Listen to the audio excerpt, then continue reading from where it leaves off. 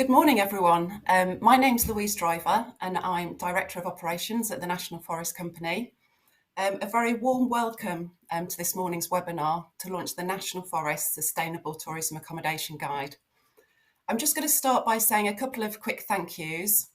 I'd like to thank North West Leicestershire District Council and East Staffordshire Borough Council for their support in helping to fund both the design guide and the support programme that we're going to be talking about this morning. I'd also like to thank all the members of the steering group for their expertise that have helped input into that work, and of course the consultants Crown and Canopy and Arboreal, who've helped to bring the 7 sustainability principles to life, and we'll be hearing from Edward at Crown and Canopy this morning. But of course, most of all, I'd like to thank you all for joining us. And I'll say a couple of other thank yous at the end. Before we formally start, the only technical bit of information you need to know this morning is that to the side of the video, you should have a chat box. Please do use that to ask any questions or make comments as we go through. We've got a broad range of people here that have joined us today, including landowners from the National Forests, tourism operators, our local authority partners, and other members of the tourism sector. So please, we really appreciate your views, and we'll also have time for questions to the speakers after the presentation. So do please use that chat box. Just a reminder, we've got 1.5 hours for the webinar today. So we'll be aiming to finish promptly at 1 p.m. We've got some great speakers that are going to talk you through our partnership aspirations for the National Forest, our vision to be recognised as a sustainable tourism destination in this newly forested landscape here in the Midlands. We'll be hearing about the guide itself and its 7 sustainability principles, followed by a short video. And we'll also be hearing about the support that we'll be looking at providing to help achieve this vision and to work with accommodation providers, whether they're current accommodation providers or prospective providers that are really interested in delivering sustainability in their developments. We've also got Adam joining us, who's going to talk to us about best practice from elsewhere in the UK. He's got 15 years experience of working in developing and operating sustainable tourism accommodation. So please do stay on to the end to hear about those other examples elsewhere. So for our first presenter this morning, I'm going to hand over to the Chief Executive of the National Forest Company, John Everett. John's going to share with us the story of the National Forest to date and talk to us a little bit about how this gives us hope and inspiration for what we can achieve in future. John, over to you.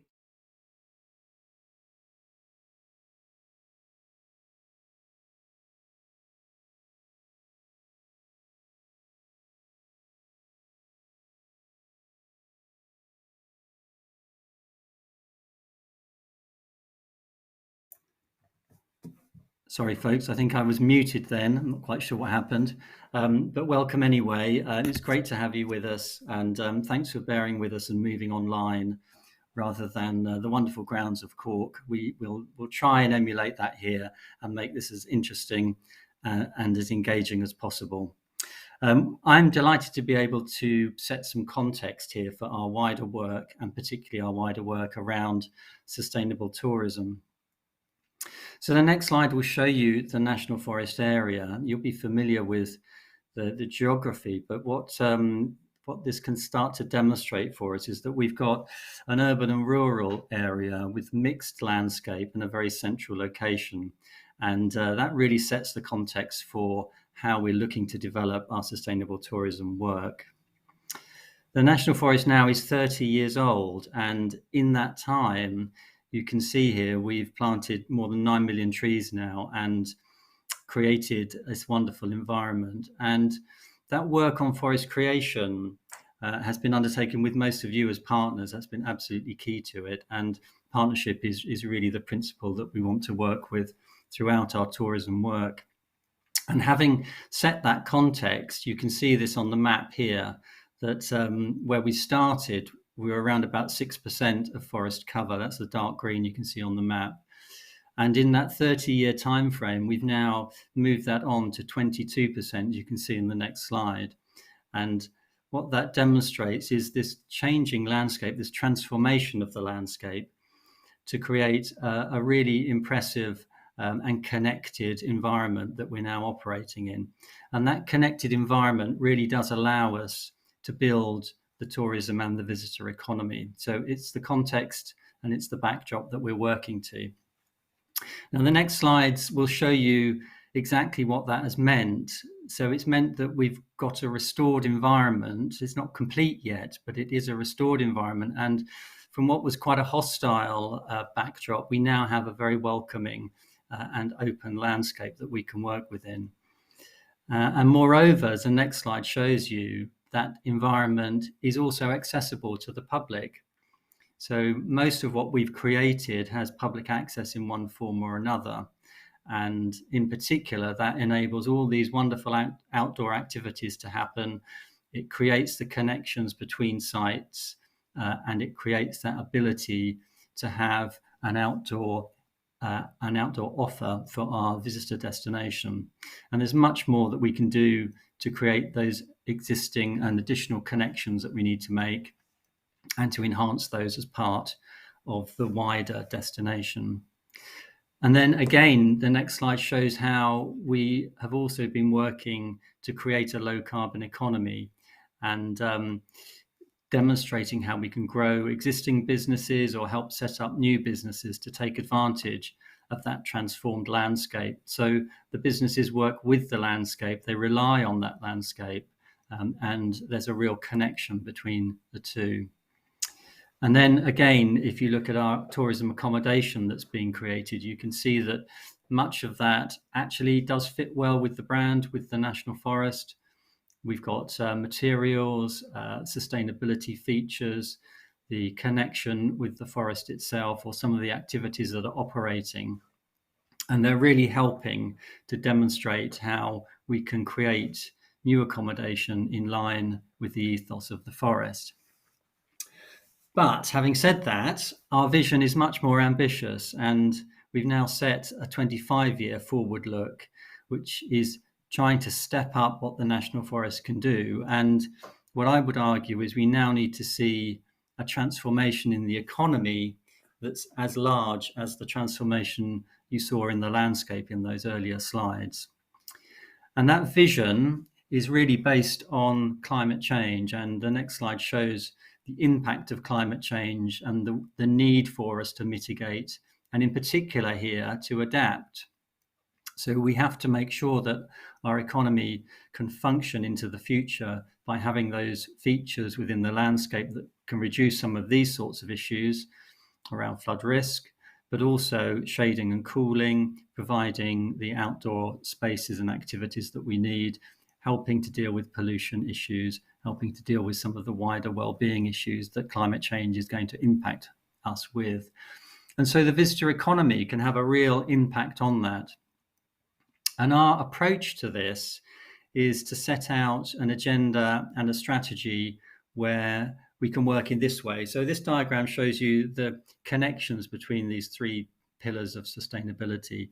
And our work is very much at that intersection between the three. So we want to see our programs having a positive impact on environment, economy, and society, not conflicting with each other, and not having a detrimental impact on each other. And that's really critical if we're going to be successful here. And that requires us to choose the right kinds of activities to really set some ambitious ways of working. And if you move to the next slide, you can see that in summary means activities that can deliver against all three of these. So it can be low carbon, high nature, and create positive well-being. And for too long, I think we've seen activities that are siloed into one of these, or maybe two, but we want to make sure that we can promote all three as part of the way that we work. So we've had a tourism growth plan, and the next stage of this now is to really promote the sustainable tourism elements of our work, and to see that this tourism growth plan can be much more ambitious against the 25-year vision. And sustainable tourism is really a set of principles for us. It's a way of working to create a stronger sense of place here in the National Forest. And those principles are very much about a holistic view. So it's about the offer itself, the attractions, the accommodation, but it's also about the infrastructure and the servicing. It's about the product and supply chain that runs alongside that. It's also about the travel and transport. And all of these working collectively give us a sense of sustainable tourism, and the marketplace similarly. And when we look at the marketplace, we know that visitor trends are moving in this direction, whether that's as a result of COVID or climate concerns, whether that's the way that people are starting to change the way that they interact and the way that they take breaks and holidays, or whether it's about having the brand of the National Forest much more strongly in people's minds. So these trends are pushing in our direction. And the opportunities, the next slide shows you, are similarly demonstrating what the National Forest can offer here. So we know that we're a growing destination and we do have untapped potential in our audiences. We know our planning policies and our planning process is sympathetic to these kinds of development because we have much less protected landscape and special sites than other parts of the country. So a number of factors are pushing in the direction that demonstrate what we can do here in the National Forest to grow our sustainable tourism product. So I'll leave you with what we might sense as our vision for this place. And it's a vision for a sustainable destination to create that brand around a low carbon offer and linking together so it feels all of the same ethos, our accommodation, our attractions, our food and drink, the travel, and also retail. So when you come here and stay here, you get a seamless offer that demonstrates the brand of the National Forest. But importantly, it's a quality offer, and that means value for money at each end of the spectrum. So those people wanting to have a simple experience, an outdoor experience, can be catered for in a similar way that those who want a much higher end experience. They can all demonstrate sustainable tourism in the way that we want to promote it. So I would argue we're trying to create here a brand, we're trying to create a place, we're trying to build momentum, and we'd love you to be part of that, to join us in this next stage, in particular as we focus on sustainable tourism accommodation. So thank you very much, and I'll pass you back to Louise. Yeah, thanks, John. That's a really kind of useful and thought-provoking presentation. As you say, there's huge opportunity here within the National Forests, and it's really, really exciting to see. Our next speakers now are a double act. We've got Richard Drakeley, Tourism Development Manager at the National Forest Company, and Edward Busby, co-founder at Crown and Canopy. And they're going to give us an overview of the design guide and its 7 sustainability principles. So, Richard, over to you. Thanks, Louise. Good morning, everyone. As Louise said, I'm Richard Drakeley. I'm the Tourism Development Manager at the National Forest Company. So I've been working with partners across the forest over the last 18 months, over lockdown, to bring forward the design guide and to design the supporting Accelerator Program that we'll hear about shortly.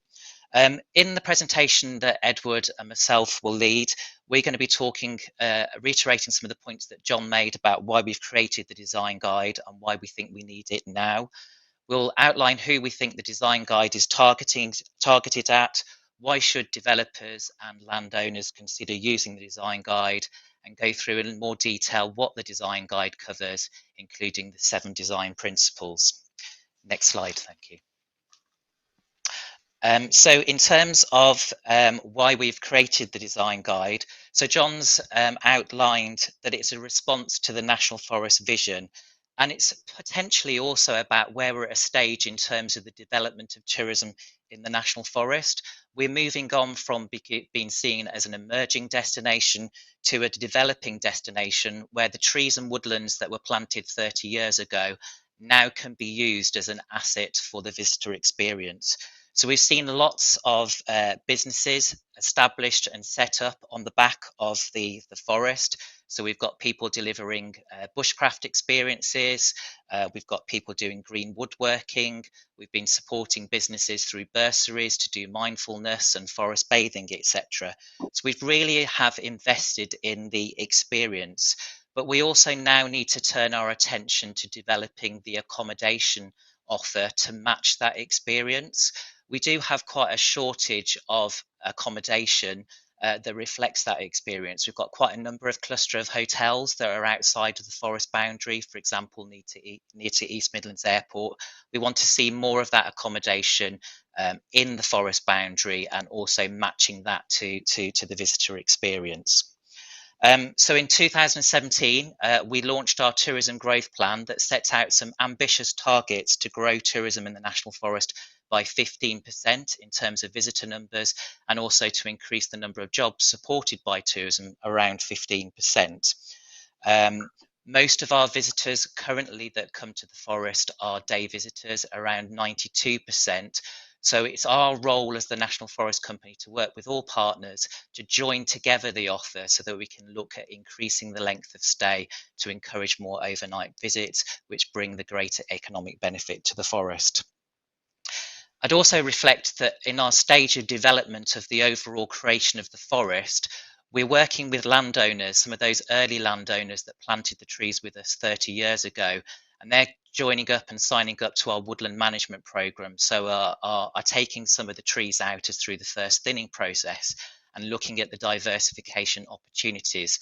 So over the last 2 to 3 years, we have received requests of additional support from landowners looking at those diversification opportunities. How can they develop accommodation and what would be best suited to meet the needs of the National Forest?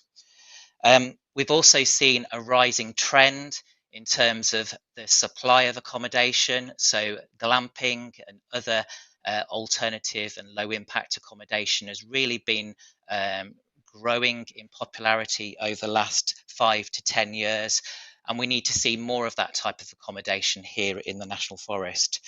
And lastly, we are seeing those consumer trends that are really asking and demanding more for more sustainable and ethical products and experiences. So just on the slide that we can see here now, YouGov, on behalf of Deloitte, recently undertook a survey of UK adults in the population, and we can see here that more and more people are now demanding more sustainable experiences or have concerns about particular products and services.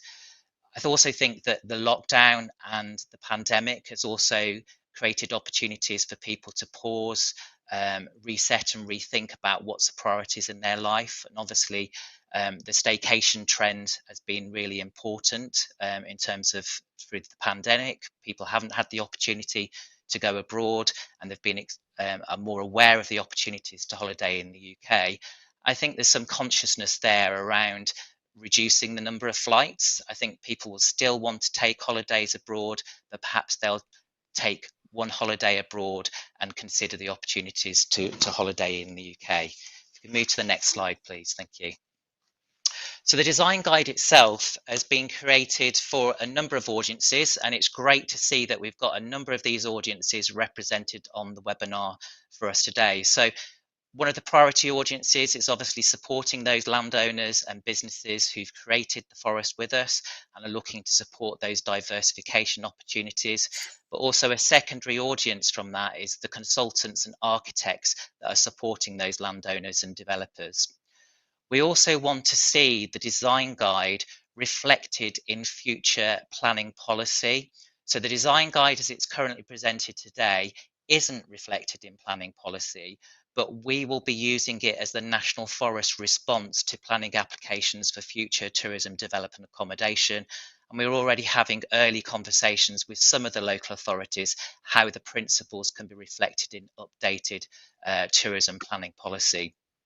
And I think it's also really important that communities understand the opportunity presented by tourism development and the opportunities to develop accommodation, and don't see that as a threat. So hopefully, if we can see those the intersection of those three sustainability pillars coming together, communities will have confidence that it's the right type of tourism development that we're promoting here in the National Forest. Next slide, please. So the design guide itself, what we're trying to do is to dispel some of the myths around sustainability. It can often quite seem complicated or a challenging subject, and people often say they're not sure where to begin. So we've really sort of tried to make it easier for the design guide to support people on that journey of sustainability. We also want to see the design guide being used as an inward investment tool. So we'll be using it to promote the opportunity to invest here in the National Forest with larger accommodation operators who may be interested to join with our journey here. We've outlined some key market opportunities to be aware of as you develop your tourism accommodation. There's lots of trends and opportunities and lots of niche markets that you might want to be considering as part of your accommodation development. And we've outlined some of those within the design guide, but we can also support you to understand more of those markets through the supporting Accelerator Program. We've got the 7 key principles to consider when developing your accommodation, and Edward will outline those shortly. But we've also shown how those principles work into action and come together through the use of case studies. And we've also included links to further information and glossary of terms. It's important to stress that we don't see that the design guide is competing with other green accreditation standards. So you may have heard of something called the BREEAM standard or the Living Building Challenge, which allocates points or marks to particular sustainability features. The design guide that we've created is designed to complement those schemes, not necessarily replace those schemes, and we have referred to those within the design guide. We also talk about developing a forest character as part of the design guide. Now, we see forest character being more than what a building looks. So we're not advocating a blanket approach that we should be timber cladding all buildings within the National Forest. We have to accept and we understand that there's different character, landscape character across the National Forest, and also the existing planning policy will reflect that local character. So we see the design guide being used as part of a hierarchy, considering the principles that we're advocating against local character and those local plans. If we could move to the next slide, please. So Edward will explain shortly why follow more detail about the design guide principles themselves, but we really wanted just to reiterate why it's important that you consider the design guide principles. Currently, legislation doesn't insist that if you're building accommodation that you need to consider sustainability in the same way as if you were building a house and you were making modifications to a house in terms of building regulations. But we expect that there will be future changes to legislation. So we're giving you a head start in terms of some of the things that you might want to think about as you bring forward your development.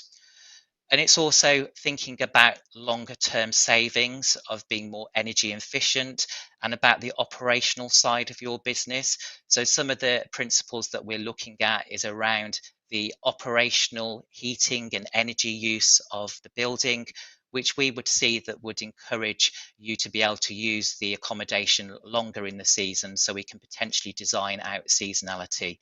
And hopefully in response to those growing consumer demand for more ethical and sustainable products, you can generate an improved return on investment. I'm now going to hand you over to Edward, which will explain a little bit more detail about each of the 7 principles. Hi there. As Richard said, my name is Edward Busby and I'm one of the co-founders and directors of Crown and Canopy, and we're a glamping and outdoor accommodation consultancy, design and development firm. And we were also authors of the Sustainable Tourism Accommodation Design Guide we're looking at today. And we were really keen to work with the National Forest on this project, as our approach to managing land sustainably whilst benefiting the environment and communities and generating crucial revenue from land is really closely aligned to theirs. And all of the work that we do is centered around creating tourist accommodation in rural environments. So this meant we were really well placed to deliver this piece of work, and really excited about the opportunity to work with the National Forest and really drive positive change for land management in the region. We also worked with Tom Raymond from Arboreal Architecture, as Louise mentioned, as a partner to develop some of the more technical build principles in the guide, and I'm going to give you a run through these now. It's important to say that the principles are not all about addressing a building's technical performance, but how they can also have a positive impact on the human and natural systems that interact with them. And the guide addresses sustainability in its widest sense. The 7 principles can be applied to almost every conceivable accommodation development project of any scale and type. So this could be retrofitting a pub in town or a treehouse development in the forest, and you can really adhere to one or all of the principles depending on your development.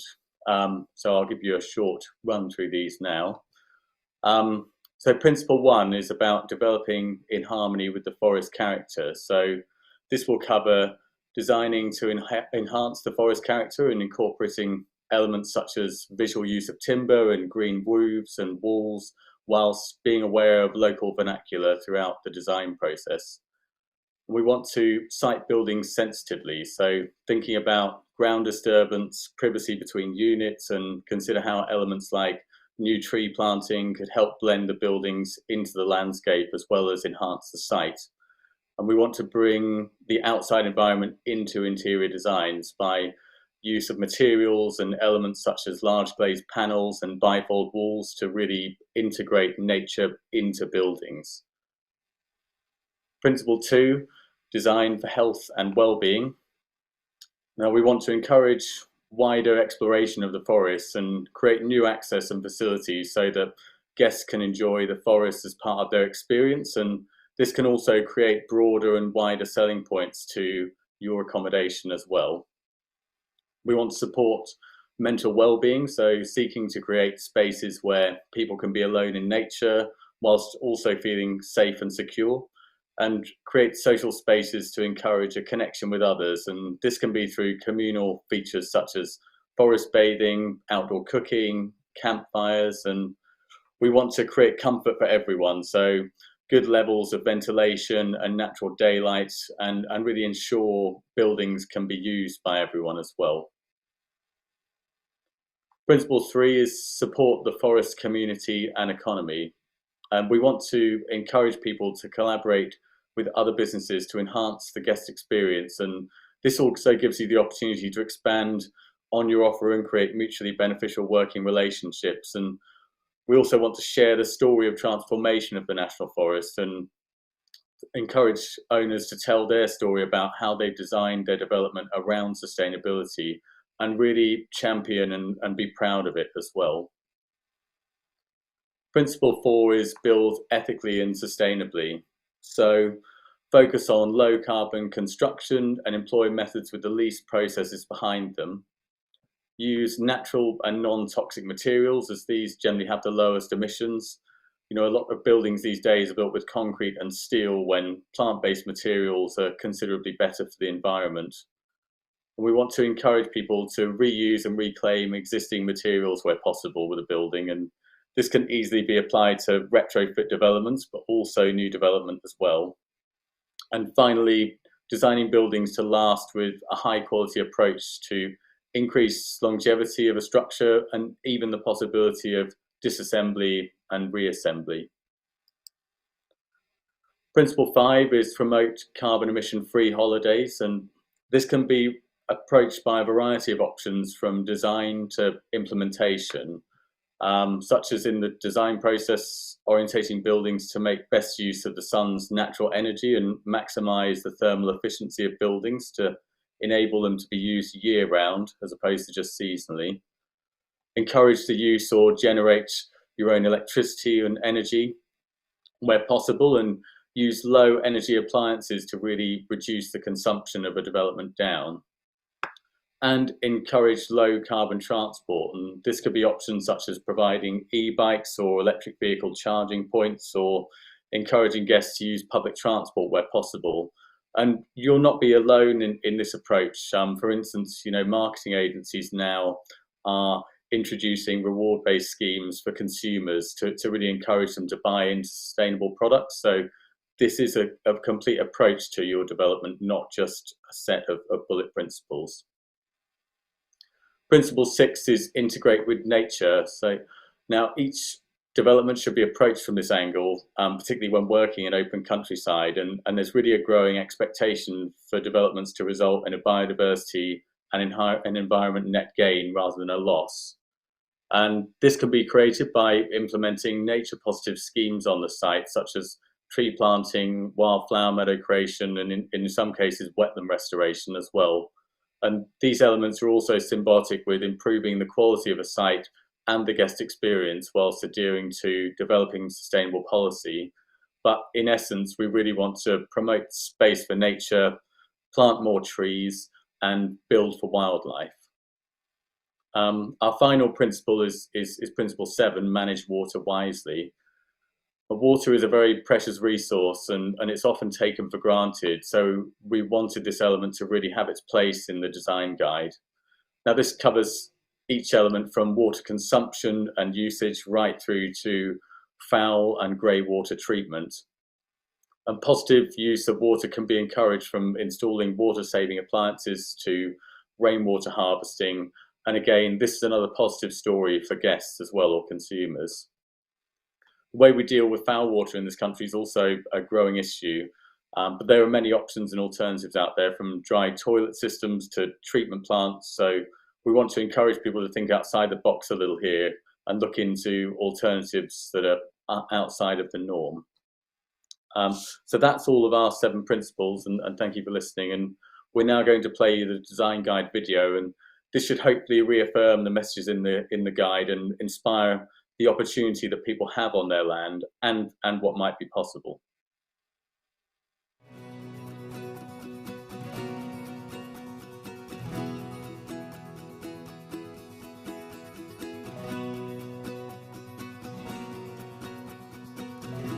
The design guide is aimed at landowners, operators, developers, planners, and even investors, anyone who's got an interest in new tourism accommodation here in the National Forest.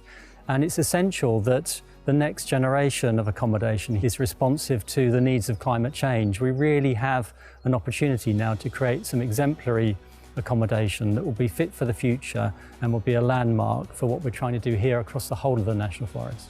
The guide is very much a partnership approach. It builds on work we've done historically, whether that's the Youth Hostel Association development or the Hicks Lodge Cycle Centre with Forestry England.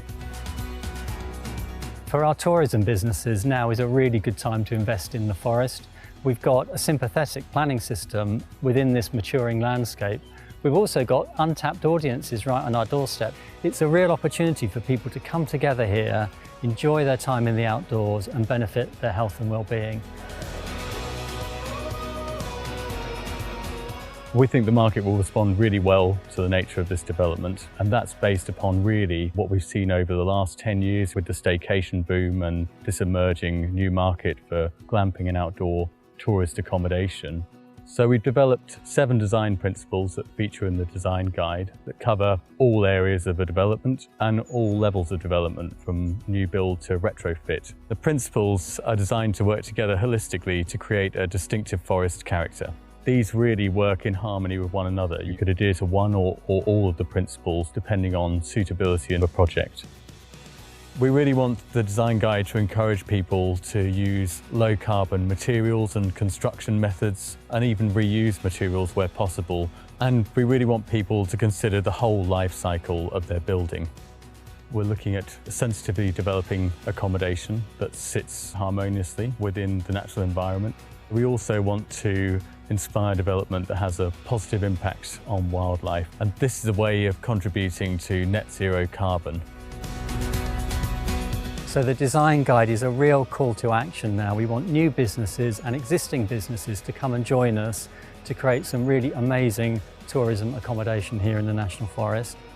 What we can do is we can provide all kinds of support to help them get there, and that means funding things like advisory visits, feasibility studies, and all the advice they might need to give them the confidence and the support to invest here. And if we can do this together, we can create a really truly sustainable destination here in the National Forest as a flagship for the nation.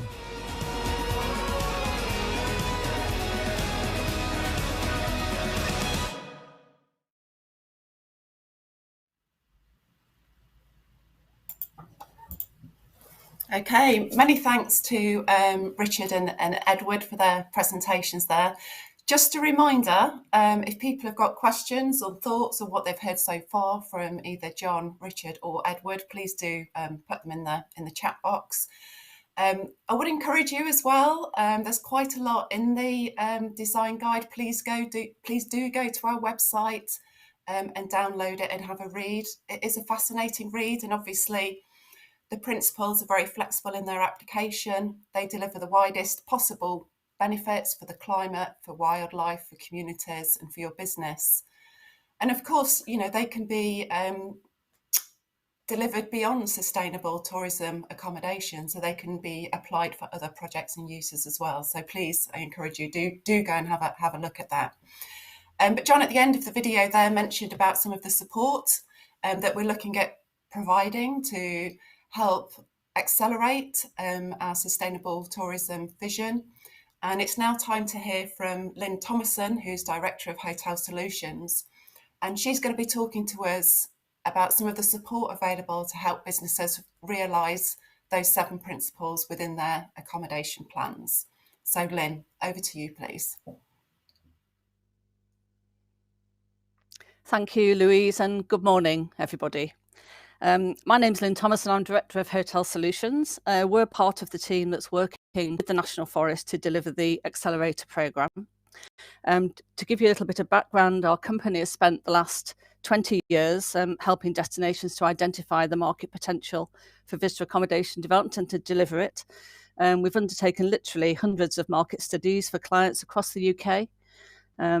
Looking at potential for all forms of visitor accommodation, and despite our name, and hotels are quite a big tranche of the work that we do, we've undertaken in-depth projects for all sorts of other accommodation forms, including the pub sector. We've written business guidance for small businesses. We've advised large estates about the widest range of accommodation development options, and we've run grant schemes for the likes of Visit England. So we do have a sense about market potential, about viability, about what works and what doesn't work at all levels in the market. And I'd say it's always an objective as consultants of ours not to see a strategy or a policy sitting on a shelf and collecting dust, but being implemented on the ground. So we're really delighted to see the National Forest taking such a proactive approach to put in their ideas into action and to deliver sustainable accommodation. And for us also to be part of supporting landowners and developers to bring schemes forward. So John, Edward and Richard, they've set the scene in terms of establishing the vision and also how to apply the sustainability principles to accommodation development. I'm going to tell you now a little bit about the Accelerator Program that will begin the implementation of these aspirations on the ground. So what's the Accelerator Program all about? Well, we've identified a series of objectives behind the programme. As an outcome, the programme seeks to broaden the accommodation offer to meet the identified demand. So we're looking at helping bring forward a whole range of different types of accommodation offer. And to do this through supporting landowners and developers as they develop their ideas for sustainable accommodation development. And in terms of the type of project, these could be new build units, they could be units that are developed through renovating or converting existing property, or work to retrofit an existing building. And the support's designed to help strengthen business plans and the viability of projects before they get to the planning stage. It's certainly the hope that the support on offer can facilitate a pipeline of sustainable accommodation projects coming forward over the next 2 years that are going to reflect both the forest vision and the sustainability principles that you've heard about. And also, as a pilot project, obviously we don't know what might come forward, but we will be keen to support ideas that are very innovative, and certainly early stage new ventures that can have a wider benefit. So, for example, things that maybe could be rolled out more widely across the forest, or help establish the National Forest as a market leader in sustainable accommodation development. And throughout the programme, we'll be promoting the principles that are set out in the design guide, trying to encourage by landowners and developers. And that's really what we're calling the golden thread that's running through the programme, against which projects will be prioritised. So we look at the next slide. Let's see who is eligible to join the Accelerator Program and the types of projects considered. So the programme's primarily aimed at small and medium-sized enterprises who maybe lack the support and expertise of larger organisations, but also local authorities and charities who can be significant landowners and operators, but maybe where resources, especially for tourism, can be quite limited. I think that engagement with larger scale commercial organisations is going to come in later phases of the National Forest work, when major sites for development come forward. Now, in terms of type of project, there can be for new accommodation, or existing operators wanting to expand, maybe enhance their offer, or introduce sustainability into their business or the fabric of their buildings. And in terms of the type of accommodation, as we said before, we really want a broad spectrum to come forward to serve a broad range of markets and generate demand across the year. So glamping's certainly a standout. It's got great fit with the forest. It's been a standout in terms of demand during COVID, and lots of the elements of the different, the quirky and the innovative that we're keen to encourage, and you'll see examples of that in the design guide. And it can take many forms. It can be canvas glamping or more permanent structures using timber, even geodesic domes. But we also want to see sustainability in other types of accommodation, so hostels, pubs, hotels, holiday cottages, pub accommodation, caravan and camping sites as examples, and to see that really reflected in their fabric, in their processes, in their settings, their community engagement, maybe the packaging and offers with offers and access that can create something with a little bit of difference. In terms of the type of help, that's coming in the form of advice, guidance and grants. It's really about helping shape the project to develop and make the business case. The programme doesn't at the moment cover any contribution to investment or to planning costs. And we have targets in terms of businesses that the National Forest hopes to help over the programme, and this includes support for 30 landowners in terms of initial visits and advice, 20 projects receiving enhanced consultancy support, that will be up to 12 hours of additional help, and then 10 grants for more detailed feasibility studies and business case development. But that's not set in stone, so I think we do recognise that we need to be flexible to some degree and respond as opportunities arise, because we don't know what will come forward and we don't know what help projects may need. It's certainly the intention that the initial visit and advice will help shape the stage 2 support. So that stage 2 support could be one-to-one, or it may be workshops on a theme if we find that a number of land developers are, for example, seeking help on a similar topic.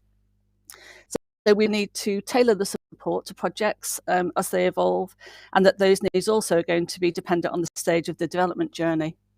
And if we look at the next slide, the development journey is illustrated here from concept to operation. It really sets the Accelerator Program in its wider context. So landowners might enter the Accelerator Program and exit it at different stages depending on their needs. So you could come forward with a project very much at the initial idea stage, or further down the line, perhaps ready to proceed and needing refinement. So more advanced projects could move straight into the feasibility support stage of the process, provided they're in line with the key sustainability principles that we'll be assessing projects by. So it's really that green box to the left of the slide. That's where the focus of the Accelerator Program will be. We'll start with the concept development to research and develop the opportunity, supported by advice and site visits and the enhanced consultant support. Then moving on to the feasibility at phase 2, where landowners would get access to help with developing their business case, with operational projections and with development appraisals. Now, clearly the development journey continues as landowners and developers exit the Accelerator Program. So the latter is really all about pre-planning. The projects will go on to get planning, to work up a detailed specification of the project through design, funding and operational plans, into the development phase where contract be built and fitted out, and then beginning marketing and putting the operations in place. So you can see here the Accelerator Program is all about those really early stage interventions to get projects into the best shape going forward, for planning, for funding, and in terms of sustainability, and being in line with the National Forest vision and ethos. So we move on to the next slide. This shows us a little bit about the logistics of how to apply for the programme and get the support. So forms are available on the National Forest website now for developers to express interest in being part of the programme. The idea through that is to capture as much information as possible at this stage about you, about your site and about your idea. That's going to help us to prioritise projects, because it is at the end of the day process, and also to try and tailor support to your needs. So we would emphasise it's important that you put time and effort into this, really to give yourself the best chance of receiving the support, and also to free up time at site visit stage, so that at that point you'll get the most out of your site visit and the expert being offered. In terms of how schemes and ideas will be assessed, well, I think alignment with everything you've heard this morning about the National Forest vision, its brand and sustainability principles, it will be very important to see in every project. And also how the accommodation will meet the demands and expectations of markets that National Forest are targeting, and they might be families, they might be couples, older couples, they might be people with interests in outdoor activities. National Forest is also keen not to displace business from existing operators, understandably, so it will be important to assess how the project can help grow the market. How is it different? Does it fill a gap, for instance, of a location where there isn't really any at the moment, or is it near attractions and facilities that you could package and make up experiences with? And we also highlight here on the slide some things to think through in preparing your application and developing your concept, which include its potential impact around the 3 pillars of sustainability, so economic, environmental and social. So we would encourage you to read the design guide and try and apply those principles to your ideas at this stage, but also to identify how your scheme can help to deliver the wider National Forest destination offer and its deliverability, the likelihood of bringing the scheme forward in the short, medium or long term, which could be a function of things like funding and planning. So in terms of next steps, applications are now open. There'll be an initial sift of applications at the end of January 2022. We're certainly very keen to speak to anyone interested to clarify any aspect of the programme, to maybe sense check your ideas, help with the expression of interest form or any other queries that you may have. So do get in touch. Our contact details are on the next slide, also on the National Forest website. So with that, I say thank you, and I'll hand you back to Louise. Yeah, thanks, Lynn, and hi again, everyone. There's a lot of information to take in there, I can see. I think the key thing to take in is that we'll be sending out information to everyone that's joined the webinar today. We'll be sending that out after the webinar, which will have all the links to our web pages, to the design guide and all the other information that you need. We're here to help, so do just pick up the phone, drop us an email, and we're happy to have those conversations with you. And as John said in the beginning, you know, we work in partnership. That's what the National Forest is about. That's how we've managed to achieve what collectively all partners, communities and businesses have achieved in the National Forest to date. So we want to support people to develop the right kind of tourism accommodation, but other tourism offers as well here in the National Forest. So please do get in touch. So our final speaker today is Adam Gough, Head of Property at Natural Land. He's also going to be working with Lynn to deliver the Accelerator Program. But I'm interested because Adam's, as I said earlier, has spent many years advising, developing, operating sustainable tourism accommodation projects. So he's going to talk to us today about some of his experience of and knowledge of projects that he's worked on, and help us to understand and demonstrate how sustainability is achievable in those projects. So Adam, over to you, please. Thanks, Louise. Afternoon, everybody.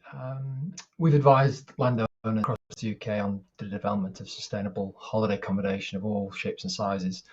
We've led the process from concepts right the way through to operation, which puts us in a pretty unique position. And in an extremely resilient sector, we work with our partner Together Travel to then pass over the operations in those locations. I'm thrilled to be part of National Forest's very experienced team to help them and landowners deliver innovative and sustainable holiday accommodation in the National Forest. And I just wanted to share some of my experiences and examples of the sustainable development and accommodation that we've done over the years and show you what's possible. Can you next slide, please? So the concepts and feasibility element really is the first step in ensuring that sustainability is considered at every stage of the development process. Early on, you need to understand the opportunities for sustainable features. And by doing that, you need to fast forward really to the end of the journey and really consider what your guests and who your guests are going to be. You need to consider obviously who they are. Are they families? Are they couples, groups, young people, old people, or all of the above? What do they want? Is it more than just comfy beds and hot showers? It's likely to be more about experiences and experiencing sustainability in a new environment. And when do they want to travel? Are they traveling year round or are they more seasonal? A vital point as well to consider at this stage is how you or your partner is going to operate the project. Don't just, as we've seen in the past, don't just hit and hope, develop it and hope that something comes along. Do your groundwork, know your market, and all of these these basics are what the Accelerator Program here is all about. And it's what we're here to help with. The next element is really looking from a guest point of view, is looking at where they're going to stay and what they're going to be staying in. Consider site layout to maximize operational efficiency, look at property configurations to optimize space, views, and also, again, consider the guest journey, the theatre of the sense of arrival really adds to that effect. And if you have a beautiful setting in the middle of a forest, make sure that people are truly experiencing that. Also, from a property point of view, I think as Ed was mentioned earlier, can you reuse or repurpose some old buildings, which actually is one of the most sustainable forms of development, and also is a great unique selling point, creates great character for your guests. And essentially, being in a rural location as we are, it naturally pushes you to look off-grid for more renewable solutions. So you're not naturally ring-fenced into the mainstream connections. And incorporating these features can create a very unique situation that can help change behaviours. Climate change is a big thing that we're all aware of, and despite the big entities doing things, it's really dependent on the people to try and change their behaviour. What installing sustainable features in your accommodation allows people to do is basically try before you buy. Give people an understanding of what the mysteries of air source heat pumps, how it works. Can you still get a hot shower? Can you still run a bath? All these things can be tried and tested, and then behaviour changed and adopted into the mainstream living. Now, the planning story is another step on the journey, and with planning, sustainable policies are becoming more and more prevalent. And my advice is the better you understand them, the more you'll be able to demonstrate your sustainable credentials. The planning process, as I see it, is more like a guided journey. Be prepared to do your groundwork, as I said before you set off. Understand your proposals, tell your story, and be able to sell its key features. But also, one key feature is that I always try and bring to everything that we do is be passionate. I think I'm passionate about pretty much every product I work on. And when you're doing a good thing in terms of what you're trying to achieve from a sustainability point of view, it makes the job a little bit easier. In terms of the planning process itself, I'd highly encourage you to engage early on.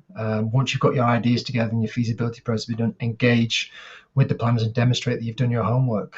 A formal pre-app process or pre-app submission will help you basically set out the roadmap. It gives you homework, and then it shows you what you need to do to produce a successful application. I always see that your job is to effectively help the planners make an easy decision.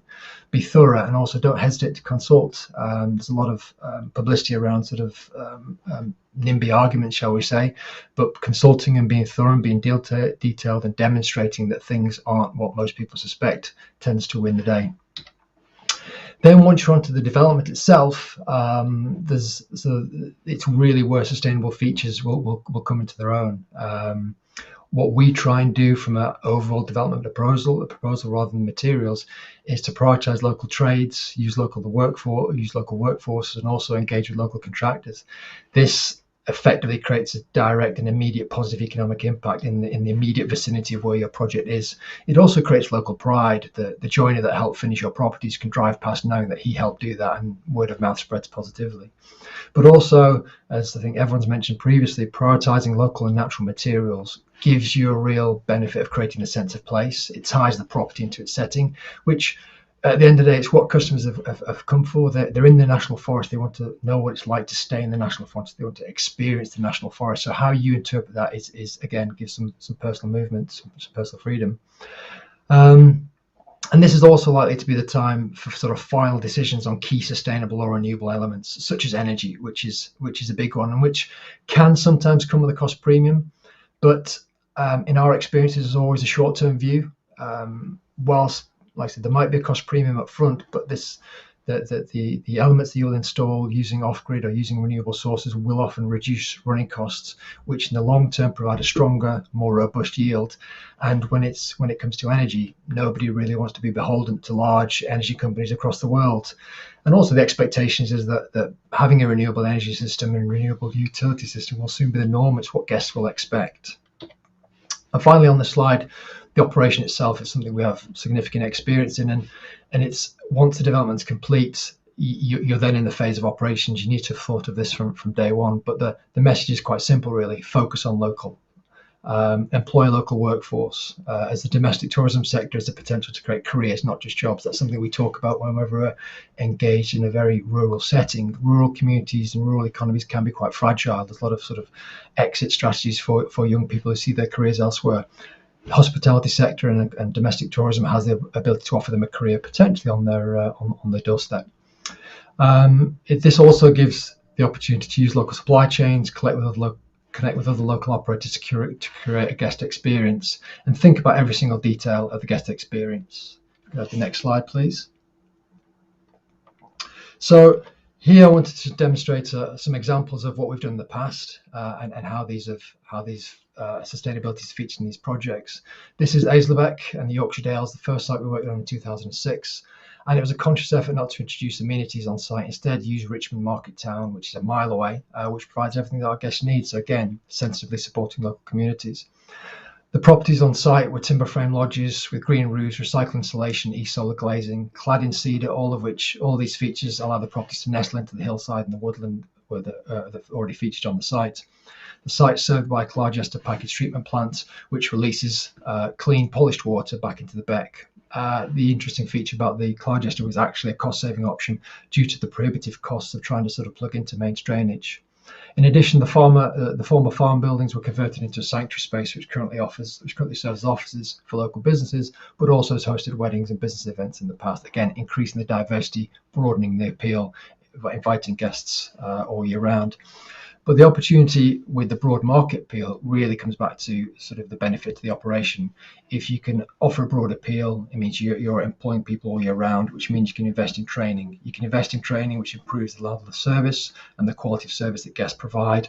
Happy guests will be repeat guests, which saves on your marketing costs, which ultimately means you're a doubly profitable business. It's a virtuous circle, but all started by a broad appeal. If you have the next slide, please.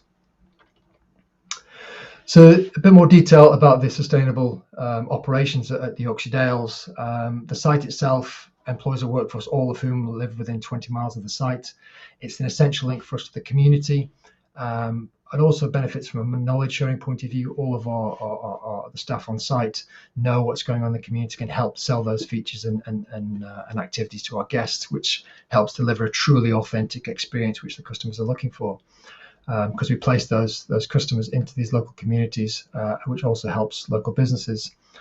Overall, as a financial figure, the site provided a year-round economic benefit to local businesses, which averages over $400,000 per annum, and that's effectively a check that our guests write that we bring them there. Next slide, please. Another example is a sensitive reuse of what has become a community asset. Kilvington Lakes was a former gypsum quarry, and we advised the owners on the master planning and concepts before taking it through planners. The owners were business people from other fields who owned the site from their pension funds and needed guidance on how to sort of create a truly sustainable operation.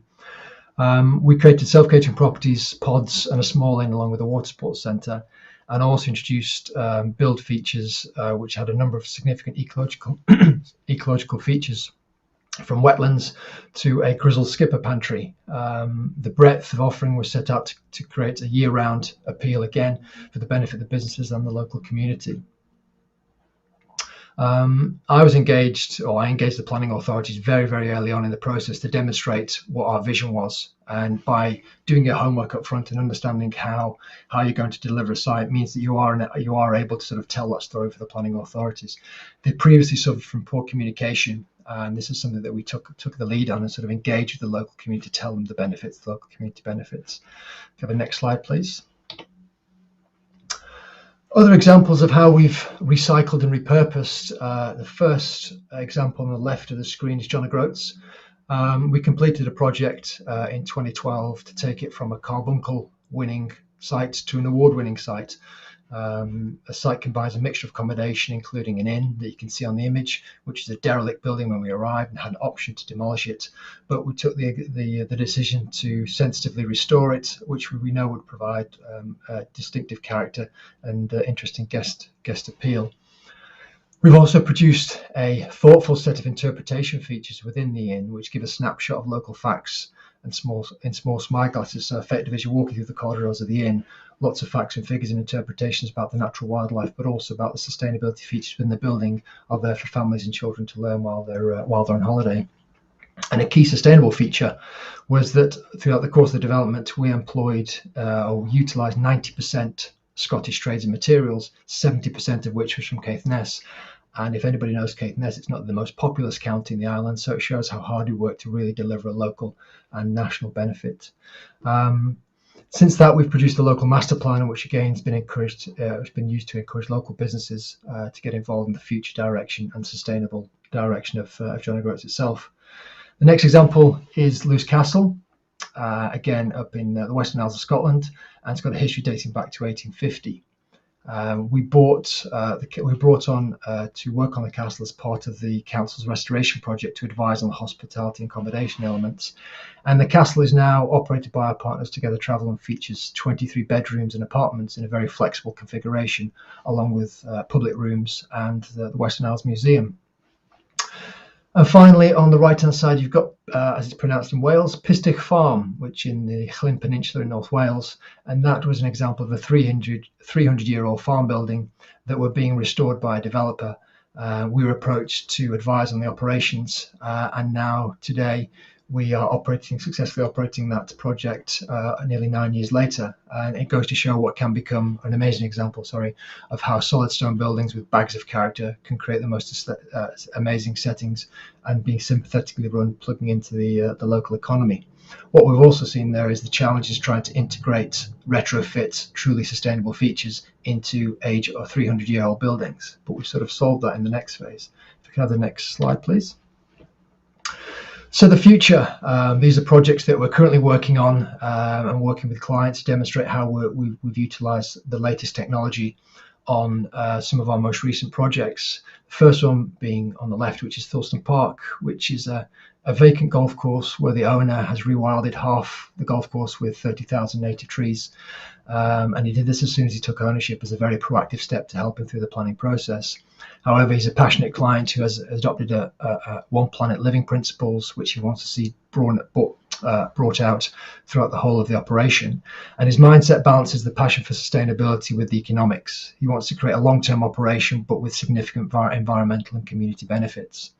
We took the project through a detailed planning process with extensive consultation with the planning authorities to create a mixed-use tourism scheme with a variety of accommodation types that feature extensive recycled materials, but also very modern air source heat pumps, ground source heating and cooling systems, and some central spaces that are currently central spaces that will be used for the public and by local businesses. We're currently finalising a construction and lending package for that project to proceed. The central example in this slide is Linton Camp. It's a former residential school from the Second World War, set in a beautiful park just outside Grassington in the Yorkshire Dales National Park.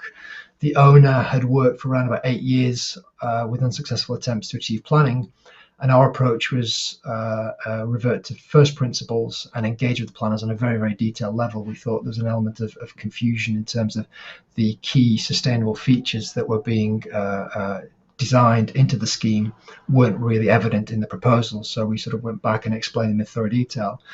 The proposals ended up featuring, again, a significant number of air source heat pumps, ground source heating system, rainwater harvesting, a lot of glulam timber frame technology, which maximizes carbon sequestration. And also there's extensive planting schemes to sort of put more of a natural framework on the site. And we also alleviated water runoff rates by creating wetland ponds, which also become an ecological facility. A key point to reference is that this was set in the Yorkshire Dales National Park. The National Forest is not a protected landscape, so provides all the natural appeal of a national park without essentially the restrictions placed on development. And with the support being offered by the Accelerator Program and also bringing together stakeholders, it really does present a great opportunity to consider sustainable tourism projects. And finally, on this example, my final point is the site on the right is the Plas Pistic, which is an extension to an existing operation. It was a derelict former mansion house that was beyond repair and a blight on the landscape. We helped create 19 sustainable properties, build on their existing operation to achieve a greater operational economies whilst broadening their offering. Due to the rural setting, we had to look at utility and energy provision and chose to install air source heat pumps on all properties, which combined with super insulation, modern building techniques and prefabricated timber kits create a very, very cosy seafront property. There's approximately £4 million worth of contracts that were placed with local contractors and a local supply chain. And like other sites, the decision was made not to include amenities on site, instead support local businesses and services providers.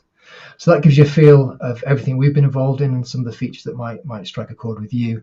And it concludes my presentation. Thank you for watching. I'll hand back to Louise.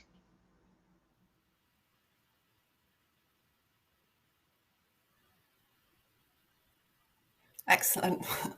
Yeah, thanks very much, Adam. That was great. We have got some time for Q&A now. We finished our presentations slightly early, so I think we can probably get the panel on the screen. Excellent. I'm not on my own anymore. So, hi everyone. So I guess this would be a good time to thank you all for your presentations. So thank you very much. So in terms of questions, we've got quite a few questions coming through, which is great. I'll just get to the top of them. So one of the questions, we've got a few come through like this, and I'll probably direct it to Edward first of all, if that's okay. And it's around implementing the principles and whether that actually has a greater financial requirement to implement the principles within people's developments. So I guess the answer to this question can be really site specific. You know, every site's completely different in its makeup and the opportunities to develop sustainably, or not in some cases, where it's not actually possible. But in most cases, sustainable development isn't necessarily more expensive, and particularly with smaller developments. And in some cases, the initial capital input can be greater to install sustainable elements. But when this is the case, it often results in longer term savings. You know, as an example, you know, establishing a power provision on site for a small development in open countryside, you know, can really cost anywhere between 10,000 and in some cases, you know, in the Lake District National Park, we've had £180,000 power quotation come in to establish a domestic provision. And when you compare that to establishing a solar provision for a cabin of £7,000 to £8,000 for a 12-month per year rental, then clearly, you know, the sustainable opportunity is considerably cheaper. So we find when it comes to power, that's often the case. When it comes to dealing with foul and grey water solutions, we also find that if we're comparing the cost of installing a septic tank to a treatment plant or a dry toilet facility, you're often kind of splitting hairs really between the cost of each one. So again, you can easily make the sustainable choice in most cases without often any added cost. And when it comes to even materiality as well, you know, when you compare the cost of steel to wood, often steel will be considerably more expensive as a material choice to timber, which is considerably more sustainable. So essentially, I guess the answer to the question is, you know, this is, you know, it's more stigma based, the fact that people associate developing sustainably rather than the alternatives, and you can do your homework on this during your business planning phase. So gaining quotes and getting good advice will be the best route to development, really. Yeah, thanks, Edward. And I guess that's something that we'll be supporting as well through the programme in terms of helping people kind of navigate some of those pathways to make sure that we're getting the best possible value for money whilst also getting the best possible sustainability benefits as well. Adam, have you got anything to add to that? Because obviously you've got a lot of experience as well of directly working with projects. No, I'd pick up on exactly what Edward said. It's your perception. We've experienced it where plugging in to the mains is prohibitive. It just destroys a project, the viability of the project. Whereas if you're far more creative, you will basically have a double win by having a more sustainable and renewable project, but also from cost saving.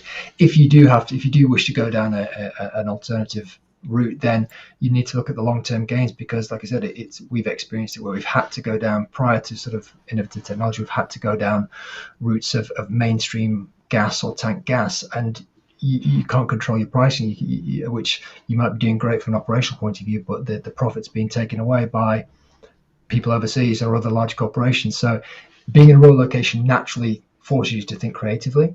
And the long-term benefits are operational sustainability. Don't just focus on short-term capital. Yeah, okay, that's great. So whilst we're talking about capital and talking about finances, we've got a few questions coming in as well around kind of capital costs. So I'll probably direct this one to Richard, if that's okay. And Richard, are we going to be able to help businesses by signposting to funding for capital costs? Yeah, just to give a bit of an overview of what we're thinking currently around our grant support through the feasibility and business case development.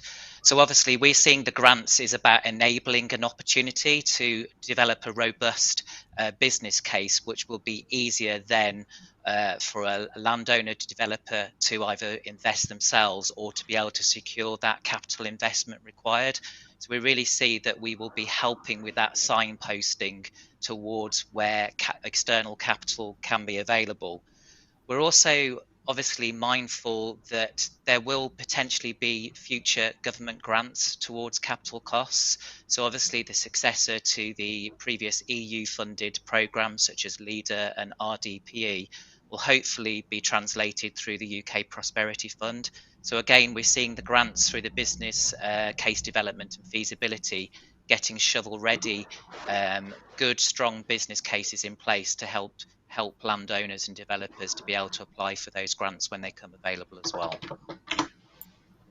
Yeah, okay, that sounds good. I think one of the other questions was around matching up local investors with local projects to help use local materials and help build that kind of circular economy and help with matching suppliers for local projects. Is that something that we're going to be able to support? John, can I probably direct that at you? You can, yeah. I mean, I think the way I would see this is that we're trying to create a network of sustainable tourism providers, and that's the starting point, is to try and nurture that peer network so everyone can support each other. But as part of that, I think we will naturally then be looking at creating the contacts, the local contacts for a range of contractors, of skills, and as you say, investors potentially as well. And that will create a pool of expertise that we can then draw from. And that will support not just the tourism accommodation, but a whole range of other operational things into the future. And I think that's the bigger gain here, is we start to create the low carbon sector in sustainable tourism across the Midlands that can spread out more broadly into other areas of the economy. Yeah, okay, that's great. So I think a key thing there is this is the start of the process as well, and we'll be looking at building on that to support the wider supply chains of the sector. Adam, did you want to come in on that as well? It's probably the previous question, but it was more to talk about sort of capital funding. We've done a lot of work with mainstream lenders who are actively looking at sustainability and green lending. They're a little bit behind where they need to be, so I think collectively that industry will come on come on stream quite quickly once they understand the benefits of the sustainability, and they have a lot of ESG conversations, the environmental and social sort of corporate governance elements. But what we need to see is some action from those guys. So there might be some collective bargaining that we can all put in and put some pressure on some favourable lenders. Yeah, okay, that's great. Got a couple of questions coming in as well, specifically around kind of smaller projects that might have limited budgets, and how this would work within the guide. I know we've kind of talked about budgets a little bit, but I guess, if they really are small projects, are there any specific advice that we could provide to those? Edward? Well, certainly. Yeah, indeed.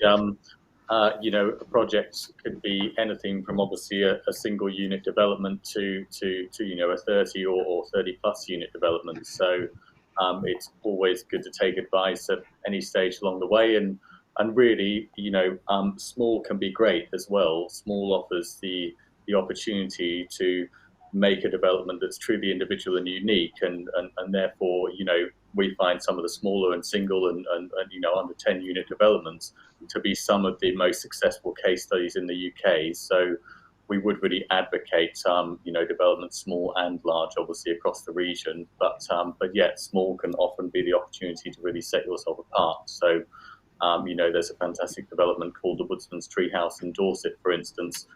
For us, it's the most successful glamping site in the UK. It's a 2-person treehouse, and it turns over 100k per year in revenue. And actually, it's just purely utilising a forest environment with fantastic architectural design. And you'd be pretty far-stretched to try and find a development that were of a larger nature that could truly offer those financial benefits like that single unit project could. Yeah, and that happens a lot in tourism, doesn't it? With people starting modest and then kind of building up from that as well. But I guess starting with getting the principles right to start with, even if it's only a small development, puts you on the right path and starts getting you the right customers and market attention that you can then help to build your business. Yeah, and also, sometimes a smaller scale development is developing small and expanding out is sometimes what actual local authorities will wish to see, proving a concept and then developing it out, but also from the owner perspective as well. You'll quite often find that gives you the opportunity to really develop your management strategy, approach, test your model, and then go on to create a larger development as a result of that. Yeah. Okay, Lynn, would you like to come in on that one? I was just going to add that in those situations, it might be possible for us to introduce landowners to partners. So, looking initially at what they might want to do, they might be working to quite a limited budget, but there are lots of opportunities to work with partners, people who supply glamping units, for example, and share profits if you develop and operate. So that would certainly be part of the advice that we'd be giving to potential applicants. I guess, it goes back to what John was saying earlier about introducing people within the sector and building that whole kind of networking. And obviously it's been great for us just working with the consultants that we have in terms of, finding out about what's working elsewhere in the country. So, John, did you want to come in? Yeah, I think for me, it's more of the culture of what we're trying to create here. I mean, we set out a program and our aspiration for how we think the program will develop, but no idea is too small, I would say, and also ideas are the starting point for then creating something. And we'd want to have that contact and that discussion to see where we might be able to take something, where the markets might lead it, and how it might link with others. So, yeah, don't feel if you've got a small program that somehow we're not interested. Also, don't feel that if you're coming forward with something that is just an idea at this stage, that we can't support you in some way. It might be, I think, as Lynn said, that some people come in and out of the program quite quickly because the idea wasn't market ready yet, or it needed a different kind of support. We may be able to support outside of this program with other grants and mechanisms that the National Forest can provide. So come forward with ideas, and then we can make a decision about how we deal with them. Okay, yeah, that's great. Just wanted to ask as well about the panel's view on the current staycation trend. Obviously, we can see a big trend at the moment for the difficulties that we've been having over the last couple of years. But is this really here to stay, or are we going to see people get back onto flights and go to, well, I would say warmer climates, but our climate will be getting warmer. But Adam, can I go over to you? Yeah, sure. I think everyone's seen that this year, 2021, has been a freakish year from a performance point of view. Businesses have exceeded annual revenue targets in June and July. Rates were up over 300% in some of the most demanded locations. So there was a real sort of rush for domestic tourism and places to stay for obvious reasons. But what that did, what we found, is that it introduced new customers to a sector that presents an opportunity to give them great service, give them a great experience. Like John was saying, if you can pull together different operators and different partners, you can curate a guest experience that they can have a great time in the National Forest. That will open an opportunity. And whilst 2022, we're not expecting the same levels of demand, but I would pretty much say that last year's given the whole sector a strong boost. But looking right the way back to as far as I can remember, in sort of the 2008 sort of financial crash, domestic tourism strengthened. Where the advent of global terrorism, domestic tourism strengthened. Brexit's happened, lots of uncertainty around the world, COVID's happened. All these are examples of how human nature, because we're dealing with people at the end of the day, human nature is to stay at home, stick to where you know best. And that in itself, as economists would describe it, counts as sort of a counter-cyclical industry. When everything else goes down, domestic tourism goes up. We've experienced that for sort of 16 years. Invariably, yes, people will jump on a plane, but the staycation industry has been introduced to a new group of guests. Flying could potentially become a premium activity, not necessarily back to the days where people wore three-piece suits just to get on a plane. That's lovely, but I think it's definitely going to be more of a premium activity. But COVID has taught people to sort of rethink priorities. I think someone mentioned it earlier that we've been at home for 2 years. Some have been away, but we've been at home pretty much 2 years. And you help consider what's important. You consider your carbon footprint. The sort of the millennial traveller generation, which are all about authentic experiences. They want more. They want rich, immersive experiences, and they're also conscious about how much carbon they produce. So, staycation was here before. It's been growing super well without COVID. And it just so happened it's got a tremendous boost in the last year and maybe even beyond. So, yeah, it's a nice place to be. Whilst we're talking about carbon, John, I'll probably aim this one at you. But how do we balance a sustainable tourism destination with the carbon emissions of people travelling here? Yeah, it's one of the challenges, isn't it? I think I would see it as it's a phased process. So the first stage really is us being able to create a low carbon offer when people get here. So yes, they may be getting here still through conventional travel, which can be carbon emitting.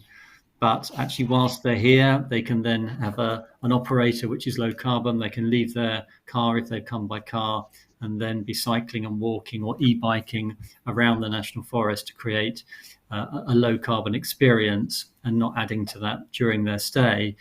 I think the point about travel to get here is a harder one to crack. Obviously, if people are coming for a long time, they've got luggage and other things with them, and car becomes an option, probably the option of choice. So what we will be needing to do there is be making sure that our facilities have got those charging points to ensure that people who are looking to shift to e-vehicles can use those.